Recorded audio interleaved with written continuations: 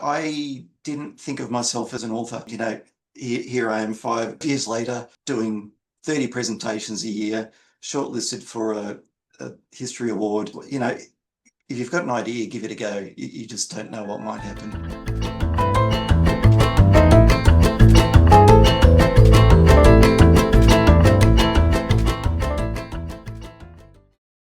Hello, everybody, and welcome to Unfiltered Voices, the podcast that is all about busting the myth that self-published is second-rate. I'm Kelly Nissen. I'm an author coach and a self-published author, and I'll be talking to authors, illustrators, and other self-published industry professionals about their choices, their journeys, and everything in between. So stick around. Today, I'm talking to Darren Arnott. Welcome to Unfiltered Voices, Darren, and thank you so much for your time. Thanks, Kelly. It's great to join you today. Yeah, fantastic. So a little bit about Darren before we start. Darren is a cybersecurity professional, so I bet you've got a lot of stories there, and an amateur historian. He's the author of No Regard for the Truth, which is the true story of a young Italian prisoner of war who was shot in suburban Melbourne during an alleged escape attempt in March 1946. And the story is about the controversy that followed that. So, Darren, your catchphrase is a curious mind with too many tabs open, which fascinates me because that's sort of me as well. Can you expand on that, though, and talk about how someone who has too many tabs open actually finds the discipline to write a book?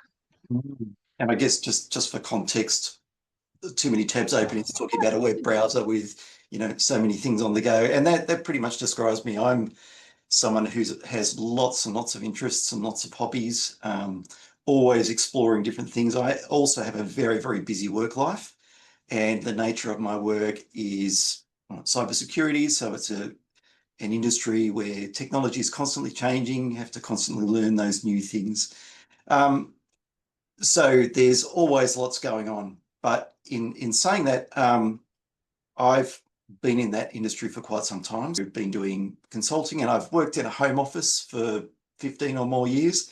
So that's kind of given me that discipline to, keep home life and hobbies and work, kind of segment things, and just be organised with my time and time management. So, I don't have any grand tricks or anything, but I do, segment my time and manage my time, just keep things organised. Yeah, I think I I always was get it hoping. right, but Yeah, I think I was hoping for some sort of secret sauce that you were going to be able to go, here, have some of this. This is how yeah, you actually have that discipline to segment your time, as you say. yeah, But yeah, I think everybody's got to work to their own exactly. schedule, Everyone's don't they? different. Yeah, Yeah, yeah. yeah. But no, I love that. So, just talking about your book, No Regard for the Truth. Shameless Excellent. plug. There we go. Oh, I love that cover too. So for people who are listening to the podcast, Darren, can you just hold that up again so I can Certainly. describe it? So we've got No Regard for the Truth. Beautiful photographic image of Rodolfo Bartoli. Rodolfo at the top, and the background looks like a written letter. Yeah, I can talk about that in a little bit, but that was a love letter he wrote to someone. Yeah. In Rome, Oh, wow. and I was able to get a hold of those letters. Some of that is included in the book. So Yeah, that's a bit of fantastic. background. Okay, so I'll also direct people who are watching this to your sticker that you've got on the book, which is the 2020 shortlist. So you were shortlisted. You can probably put it down now Yeah, if you like. I'm getting Shortlisted, excited. shortlisted in 2020 for the Victorian Community History Award. Being shortlisted for any awards, but particularly for community history or family history awards is no mean feat, because there are a lot of books that are published each year in those categories. So congratulations for that. And I want to say too, I haven't met anybody who goes into writing for the awards and the accolades, although they are wonderful and you should absolutely celebrate those. Um, that's not actually our inspiration for writing, which is my long-winded way of segueing into the next question. What inspired you to start writing in general, not just your book that you've got now, but in general, and how did your journey into self-publication begin? I've always enjoyed writing and communicating with words, and that sort of, crafting. You've got a bunch of words and you craft it into something that just works and flows. I just enjoy that feeling. I'm sure others who do that know that kind of, not quite a buzz, but when you've written something, you look at it and you think, yeah, that just works. It's just, I've always enjoyed that. Um, I've always been fascinated in history, and as far as writing this book goes, it started with a walk in a bush reserve in Roval where these events took place, and there was concrete foundations. And I'd remembered hearing stories about there being an army camp there. So being, as I said, I'm quite curious, did a bit of research online. The first search result that came up was about a shooting of an Italian prisoner of war through World War II. And I thought, okay, that's a interesting story. And then I decided I would dig deeper, and just at that point I had no intention of writing anything. I just thought I want to find out more. Went to the National Archives because none of this information was digitized, so I had to go and look at the physical documents, and there were all of the court documents, all of the court transcripts, letters, official documents from 7 different inquiries and investigations. And I looked at it and I thought, this is the dialogue. These are people's voices. It was typed as they were speaking. And I've got the dialogue from the courtroom, the prisoners, the soldiers, as well as some of the locals. And I thought, well, I've got an interesting story here. I've actually got their voices. And the more I read, the more I discovered it was a terrible injustice that had happened and it had never been righted. And I just thought, someone's got to tell this story. So that led me to start to write the story. Yeah, and it's that, desire, I think, and the satisfaction that comes from sharing stories from and about people who don't have a voice anymore and who no longer can. So, absolutely. So, what about actually, we can come back to the self-publishing question in a sec, because the inspiration for this story did come unexpected. You didn't go searching for that in particular. I know for myself, you're struggling to find an idea for a story, and the more you push, the further you get away from it. Whereas if you're just open to letting that inspiration come to you, as you obviously were, and following a path that you're interested in, that is often the way to go, and clearly has worked for you this time. But in terms of other sources of inspiration, because this is not your only writing, what would you think would be the most unexpected or unusual source of inspiration that you've found? Look, I think sometimes unexpected sources of information are from things like those archives. Again, I'm finding that with my current project, you've got these, dry dates and details and diagrams and official documents. But within that, there's also, people's voices and the people behind it.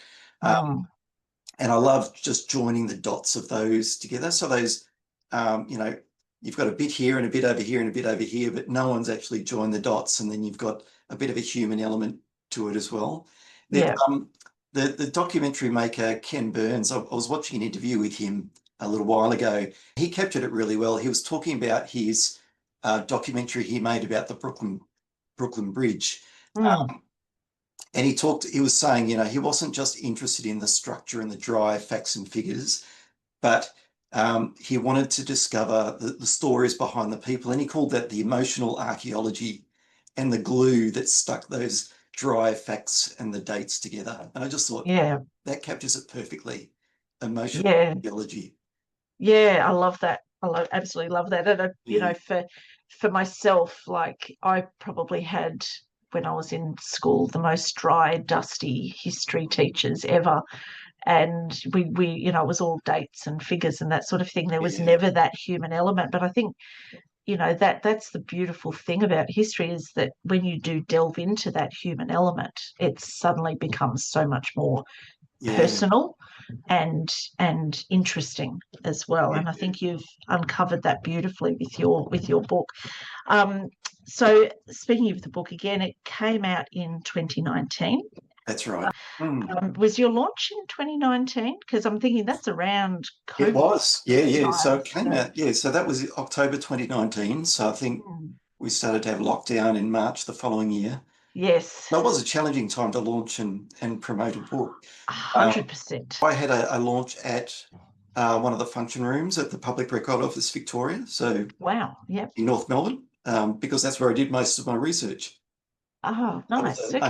a Okay. nice link to have there. So Yeah. um, and that was yeah a really good event. I advertised it far and wide, and Yeah. about 120 people there, and yeah, it was a good Oh my goodness. yeah. I turned myself into a marketing specialist and entrepreneur, and yeah, Oh, that is amazing, because I do, I was going to say that, often book launches, they're a little underappreciated by the general public, who I yeah, think don't always understand how important a launch is for the author. Just having people there is, yeah, it's a celebration. I love that you had your launch in a place that was highly relevant to. yeah. Um, Now that's an awesome location. Do you have another, like a dream location, the ultimate location for a book signing or an author event or a launch? I I do. My Yeah. latest project is a story, true story based in France. So my, you know, Yep. big hairy audacious goal is to get this book out, have it translated into French as well, and do a book launch at one of the key sites in that book in France. That Perfect. That would be that's amazing. it would be. Yeah, it would be awesome. Yeah. In Australia though, would you like you do a launch for that in Australia Oh as yeah, well? Have you yeah, got a I would. particular Yeah. place that you'd like Um, to? because of the nature of the story, it involves 19th century communication systems. So I would do it at somewhere like the National Communications Museum in Hawthorne, which is built at an old telephone exchange, and they have a wonderful function room facility. So I haven't Yes. really thought about this ahead of time.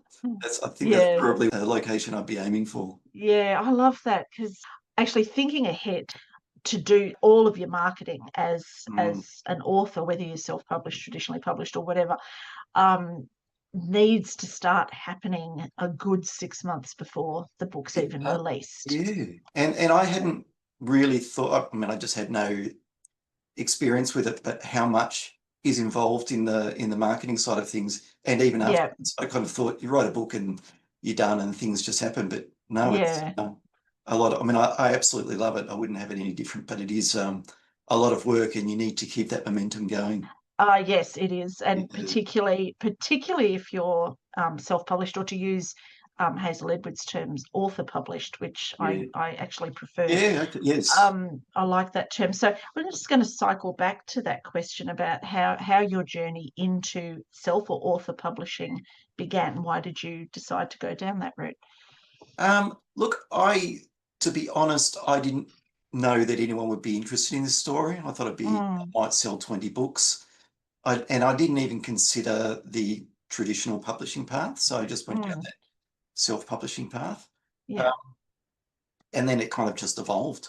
Uh, yeah, and yeah, I'm glad I did it. I've learned so much along the way, met so many fantastic people, yes, and yeah, also have been able to be an encouragement to others who are doing the same thing. So I'm quite involved with other emerging authors and people who are wanting to self-publish as well. So yeah. it's I been mean, I think great. it's important for people who are thinking to go down that route to Yeah. have a mentor or a guide, Yes. somebody who's walked the path Yep. and can possibly say, hey, maybe don't do this.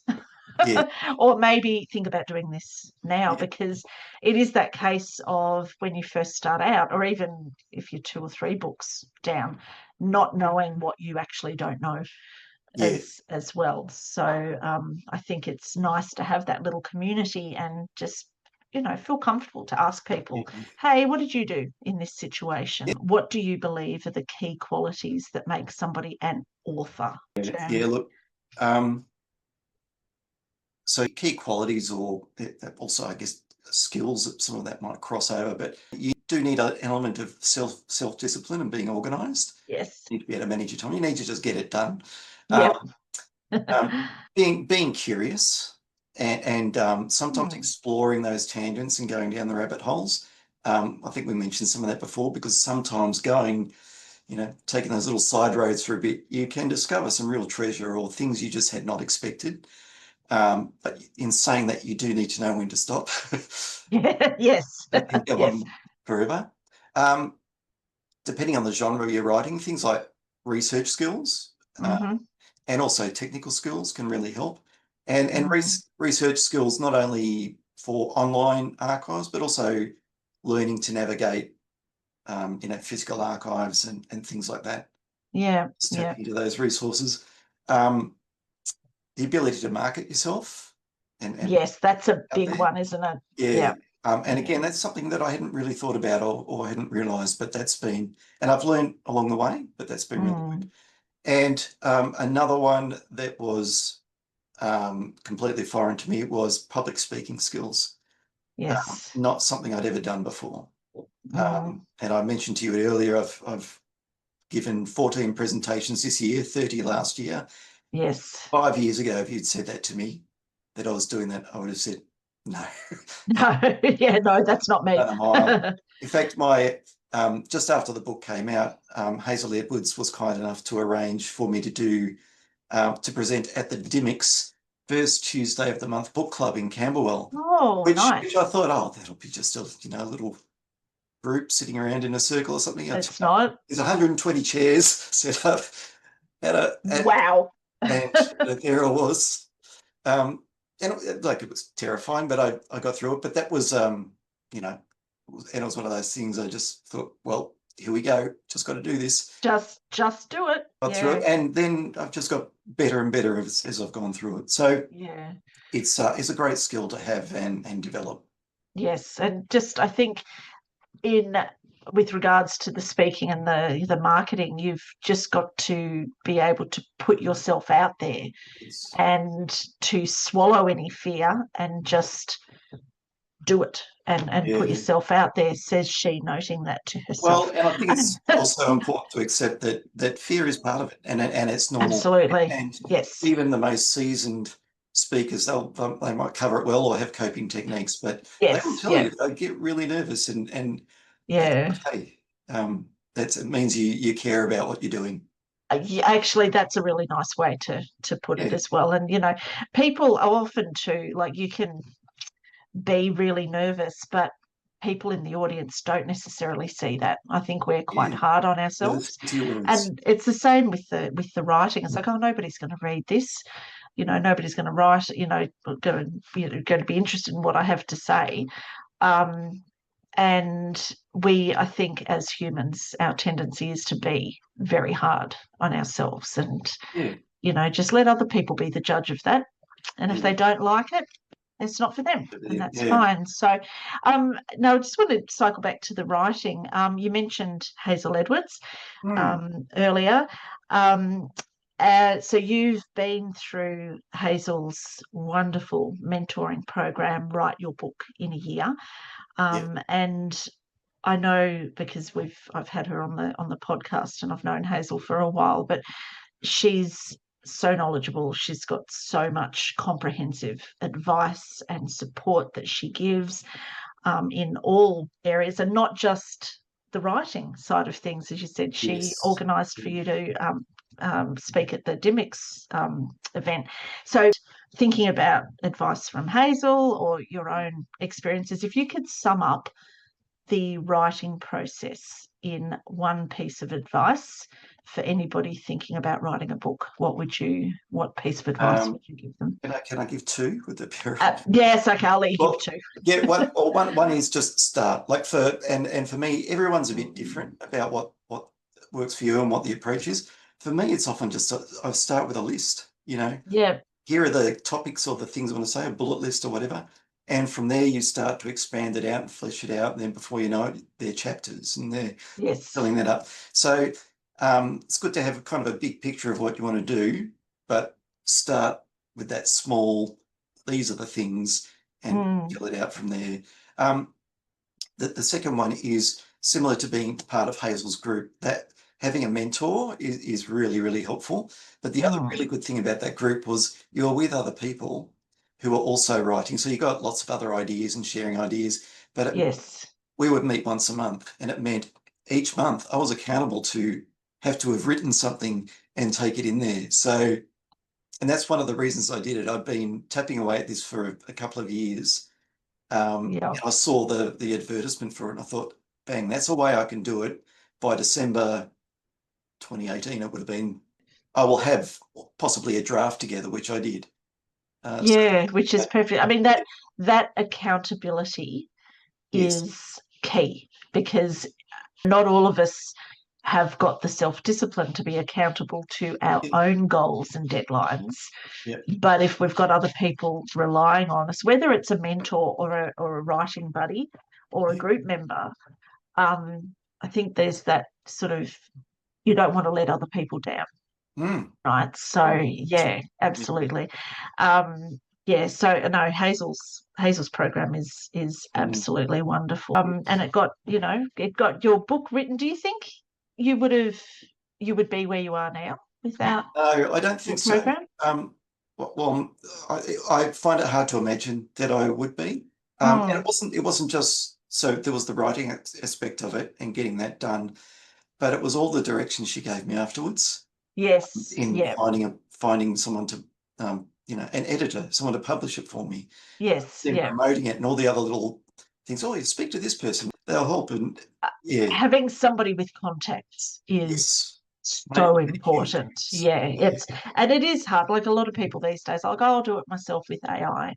no, It's that human element, having somebody to talk to, I think is really yes. important as well. So what's next for Darren Arnott, author? I know you've got your French project that you're working on. Yeah, so that's well underway. So that's a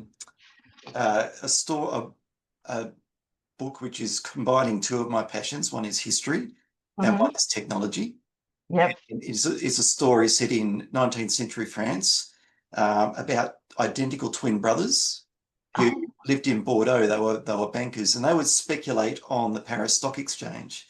mm, Realized that if they could get advance notice of the stock prices in Paris, which would take 3 days by mail coach to get to Bordeaux, if they could get that in advance of everyone else, they'll make a lot of money. Uh, right. in those days, there was the main telecommunication system was a semaphore-based telegraph system. So these Mm, towers between 5 and 15 kilometers apart all over France, and they found a way to infiltrate that system and get the stock prices transmitted from Paris to them, and then make their trades and make money from it. wow. And yeah, so the story is about that, the brothers. Um, so I've managed to get access to all of the archives of the court documents, and again, there's letters and diagrams and maps, Yeah. witness statements, um, Wow. and you weave all of that into the story. Yeah. Of course, I needed to go there and visit these sites, so I did that earlier this year. My wife and I went on a holiday there, and we went to each of Yeah. these sites, and was able to go and see a restored one of these telegraph towers, which is called a chap telegraph. Mm. There's a restored one in Bordeaux, and the people who restored it took me in there and demonstrated how it all worked. So it really brought life to that story. Yeah, absolutely. I think just that in-country experience too Yeah. is, research aside, like research is great, but actually being there and soaking up the atmosphere and the scenery and the setting and that sort of thing is Yes. really important. And perhaps talking to people who have a little bit more personal experience Mm. as well. But that sounds absolutely fascinating, and I feel that I want to talk to you again when that book is out. Did you specifically go looking for like a story that you could write that combined I did. I did. So early last year, I decided it's time to write another book, and I wanted to, because I enjoy the archives and the research. I thought it'd be really good if I can look at some historical cybercrime stories. So this, Mm, this is a 19th century cybercrime story, and I found a whole bunch of them then, but I found this one, um, and but when I read about the brothers who, they grew up in poverty, they got into gambling and carnivals, and they constantly played on yeah, the fact that they were twins. Took it, yes. and that carries on right through the court case even. Um, Wow. and then when I found the archive documents, I just thought, oh, okay, this is a story that's got to be told. And they end up, giving away the end of the story. Let's just say because of this crime, the city of Monte Carlo is what it is today because of these. Oh, Yeah. wow. Yeah, that absolutely, that sounds fascinating. And you sort of think, cybercrime and 19th century are not necessarily two concepts that you would No, no. join together. And the interesting thing is So, that the concepts of what they did are no different to today. It's just a different technology. wow. Okay. Yeah. I know for a fact my husband is going to want to read your book Okay. when it's out. So, I'll yeah, stay in touch. well, with a lot of other people. So, this has been fascinating. I love talking to authors in general about your processes because we've got all these points of similarity, but there's also differences, and Yeah, always, learn something new each time. And it is that networking and the connection, I and think. true. Yeah. But yeah, before we go, can you just let people know how they can get in touch with you, how they can book you for presentations, and they'll have to book early, I think, because you seem to be a sought after presenter, and also importantly, where they can buy your current book and your future books. Yeah, so probably the best place is my website, Mm-hmm. darrenarnott.com. Mm-hmm. And my email is darren@darrenarnott.com. You can buy the books direct through me. If you're in Melbourne, Dymocks Knox City or Dymocks Westfield, Perfect. Western. But most of the online retailers has my book as well. Yeah, excellent. Do you have any famous final words? I know through this actually because I didn't put that in the show notes Yeah. anyway. Um, Anything you just want to leave people with? well, I guess, I didn't think of myself as an author. And here I am five years later doing 30 presentations a year, shortlisted for a history award. If you've got an idea, give it a go. You just don't know what might happen. There's Yeah, lots absolutely. of people around who can help and Yeah, help you yeah. along the way. Yeah, Surround yourself with wonderful people, yeah, I think. that's Yeah. right. Awesome, Darren. Thank you so much for Oh, your thanks for for the your time opportunity. today. Great to chat. And yeah, I am seriously looking forward to your French Connection book as well. So Thank you. awesome. Thank you. And thank you to everybody for tuning in to Unfiltered Voices today. If you enjoyed today's episode, please make sure you subscribe, share, drop a review, whatever. Get on to Darren's website, have a look through, purchase his book, book him for a presentation, and keep an eye out for his coming works. Awesome. Thank you, Darren. See ya. Thanks, Billy. Bye. Bye. Ah, stop recording.